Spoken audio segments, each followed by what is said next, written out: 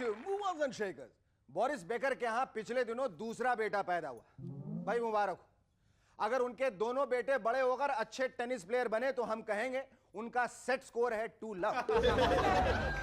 और अगर नहीं बने तो हम कहेंगे सर्विस करते वक्त बेकर साहब से डबल फॉल्ट हुआ।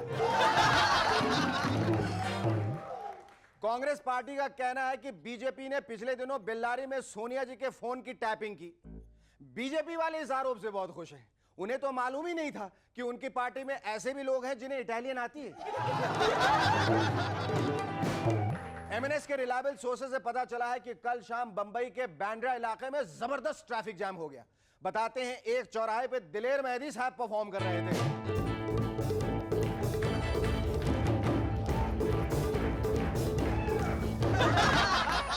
उनके इशारों से सारी गाड़ियां कंफ्यूज हो गई और एक दूसरे के ऊपर चढ़ गई। और आज हम आप लोगों के लिए एक बहुत बड़ा सरप्राइज लाए हैं। वंडर ऑफ वंडर्स अपने ओ लाला दुम दुम वाले ट्रूप के साथ आज के हमारे स्पेशल गेस्ट हैं दिलेर Mehdi.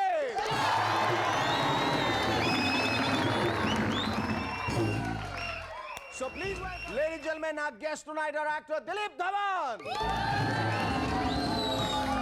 and singer Shraddha Pandit. But before that, give a large round of applause to Cherokee and the Rubber Band. Thank you.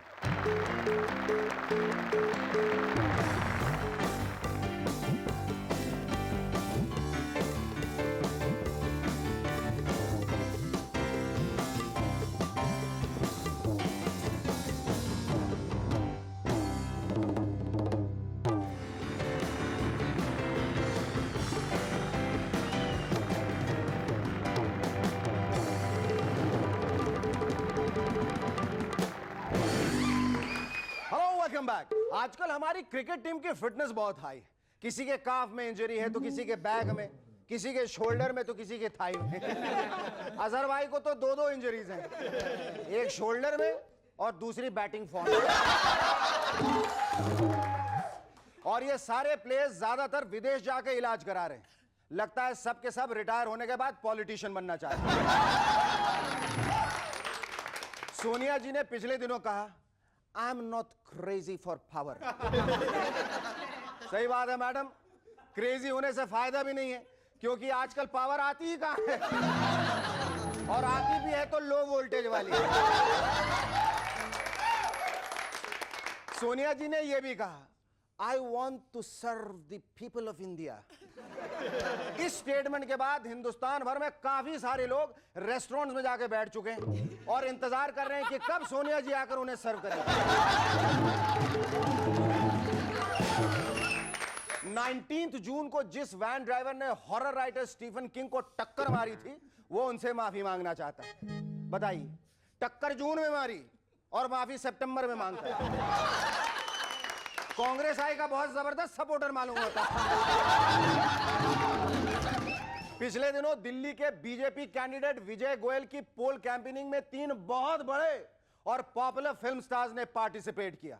वो थे चंकी पांडे, पूनम ढिल्लो और सोनू वालिया। लगता है विजय गोयल साहब इस साल इलेक्शन जीतने के मूड में नहीं है। आजकल इंडिया में काफी हॉलीवुड फिल्म्स दिखाई जा रही हैं, जैसे big daddy, mother of all comedy. इसी स्टोरी से इंस्पायर होकर बिहार में भी एक फिल्म बनी है, big daddy of Bihar, father of 9 comedy.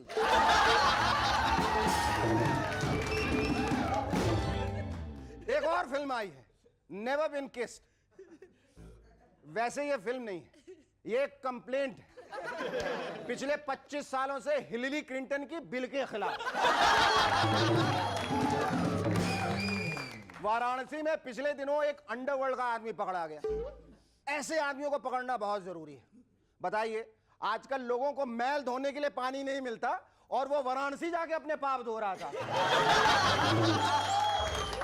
पानी से मुझे याद आया, आजकल ड्रिंकिंग वाटर की बड़ी शॉर्टेज है।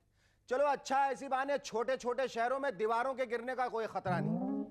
भाई जब लोग पानी ही नहीं पिएंगे तो फिर दीवारों को गीला कैसे करेंगे? It's so simple. Priyanka Gandhi ने पिछले दिनों कहा मेरे पॉलिटिक्स ज्वाइन करने का तो सवाल ही नहीं उठा। यह जवाब उन्होंने तब दिया जब एक प्रेस वाले ने यह सवाल उठाया। बताइए, फिर भी कहती है सवाल नहीं उठता। यह कोई बात हुई? बिहार में पिछले दिनों कुछ वोटर्स ने कहा पहले पानी फिर अडवाणी, लेकिन एमएनएस की सैटेलाइट से मालूम चला है कि अडवाणी जी ने ठीक इसका विपरीत किया। रैली में पहले अडवाणी जी पहुंचे और उसके बाद उनकी पर्सनल मिनरल वाटर बॉटल्स।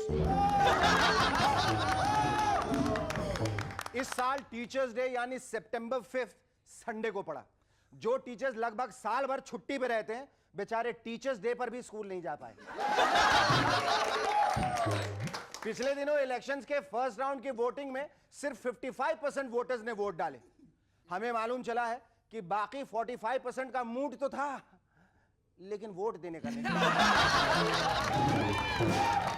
एक अमेरिकन एरोस्पेस कंपनी ने एक ऐसा इक्विपमेंट बनाया है जो हवाई जहाज से पौधों को ड्रॉप करता है।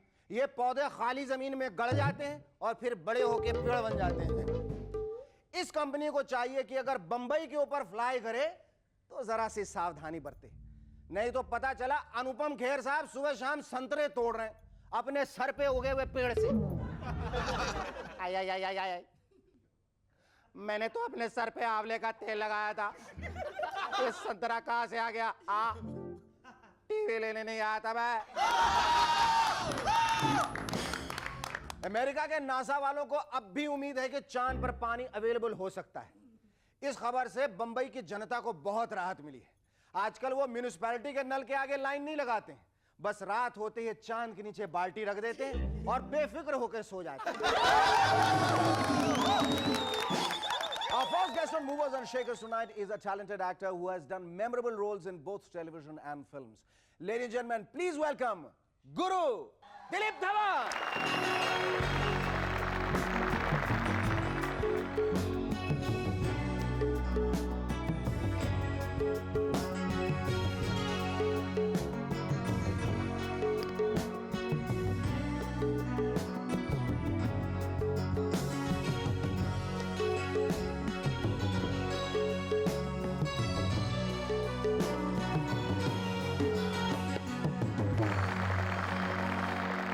This is a pre-shrunk kurta.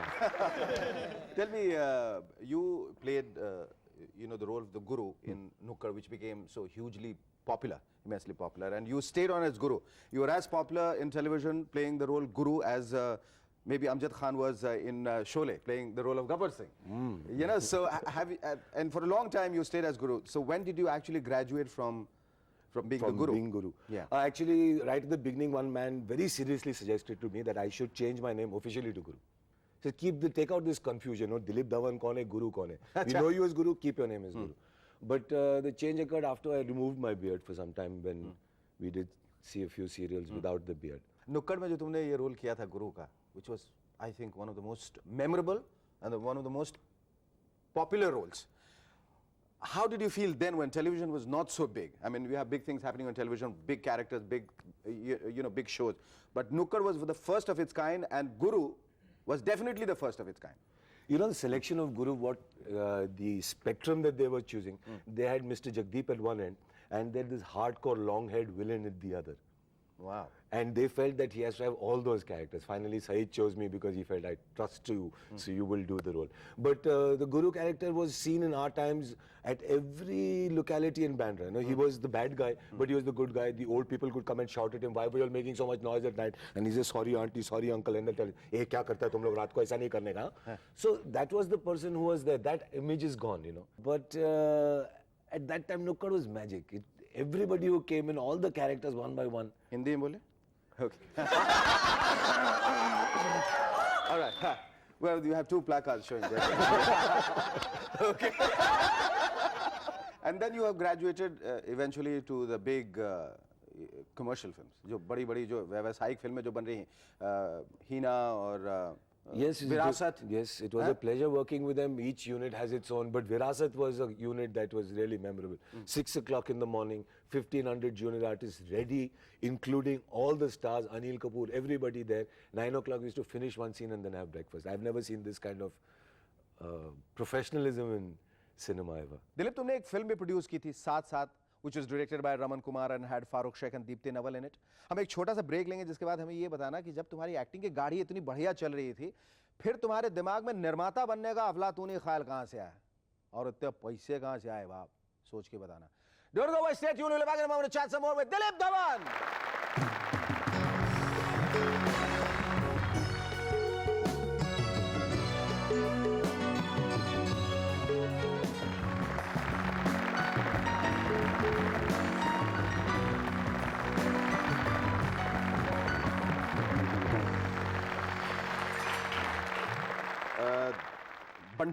Bunty Bantu, ये बताओ कि एक्टर होने के बावजूद वो कौन सी ख्वाहिश थी जिसकी वजह से तुम एक निर्माता बने, और इतनी कम उम्र में, ये बताओ इतने सारे पैसे लाए कहाँ से तुम? नहीं, 7 साल के लिए NFDC का लोन मिला था. लोन मिला था, लोन वापस किया कि नहीं तुमने? वो in fact I was the first producer on record to pay back the loan before the film was released. Maybe the last. No, but we always, right from the beginning, Shekhar, my father was an actor, my uncle is a filmmaker, so that entire ambience at home had been geared to that. But there has always been a dream, and it was very good experience. I learned a lot, and fortunately also knew a lot about the film industry, but that hands-on experience was very good. क्या है भाई, वो हिंदी में बात नहीं करेगा. चलो आगे बोलो. वो क्या एक्सपीरियंस बहुत अच्छा था, क्योंकि एज एन एक्टर हम लोग सब प्रोड्यूसर्स को बहुत तकलीफ देते. जब मैं प्रोड्यूसर बना तो मेरे को तब लगा, यार मैं क्यों ऐसा करता हूँ दूसरों के साथ. Please don't do this. You are the only actor who has worked in Hina the film and Hina the serial. Yes. Tell us about it. And how special was it to work for an RK film? Very special. We've been family friends. Raj Saab had come to the institute for our convocation, and he had told all of us, don't come knocking at my door for work. When you're capable, I'll call you myself. So when they called me for Henna, I said, chalo. This is now at least he thinks I'm capable. So Dilip, I think in its entirety you have done the good, the bad and the ugly. So what you're looking forward to now? To do it all over again. Do it all over again. Yes, wishing you all the best to do it all over again and yet over again and again and again. Our second guest on Movers and Shakers tonight is a young nightingale with an impressive musical lineage. Her songs in the recently released film Sangharsh are fast climbing the music charts. Ladies and gentlemen, please welcome Shraddha Pandit.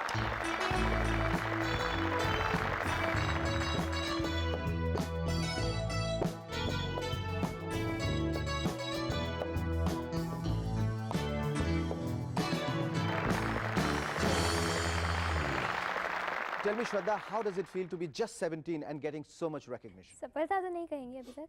क्यों नहीं कहेंगे? माने संघर्ष जारी है. Yeah, very much. I have a long way to go.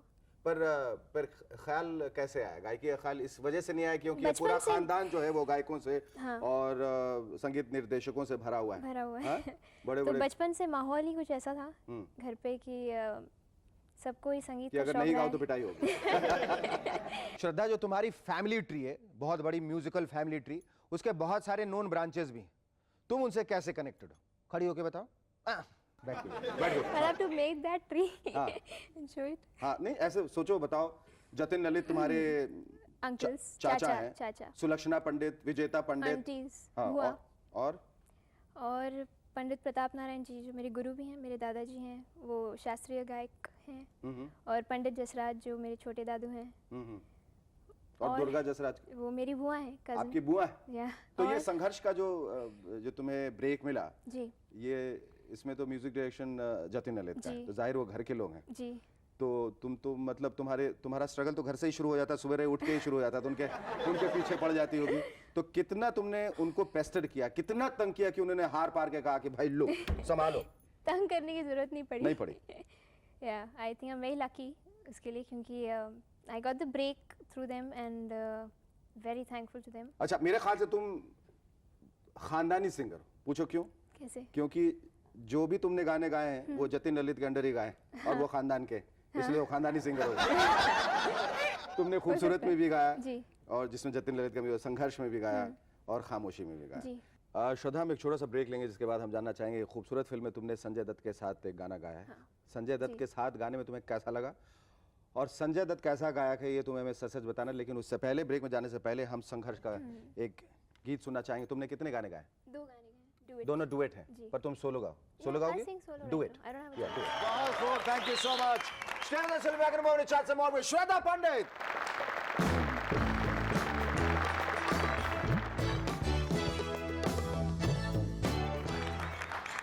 आज तो एक टिकट में दो खेल हो गया। अब ये बताओ श्रद्धा कि संजय दत्त के साथ जो तुमने गाना गाया है फिल्म खूबसूरत में, तो तुम्हें कैसा लगा? और साथ में रिकॉर्डिंग हुई थी, अलग अलग हुई थी? नहीं और साथ में संजय हुई थी, दत्त के- साथ में रिहर्सल भी हुई थी हाँ। And all of us were thrilled because Sanjay Dutt ji was going to sing for the first time and हालांकि उन्होंने रिहर्सल्स बहुत की थी but on the mic he was very good, he was so professional. Because you had the right feel? या right feel absolutely. तुम्हें कैसा लगता है वो गाना तुम्हारे करियर के लिए कितना अच्छा It's करेगा? very important for my career, I think. Yeah. People I'm talking about the expect a song, lot. not yeah. Sanjay. Okay. People know about the song even before it's released, so even I'm expecting it. Cross my fingers. Can you hum it for us? Yeah, I can. A Shivani, he goes, तू लगती है नानी, juice की दुकान में something around the words, पीती है पानी, ए शिवानी, ए Shivani, he goes like that. Then my part.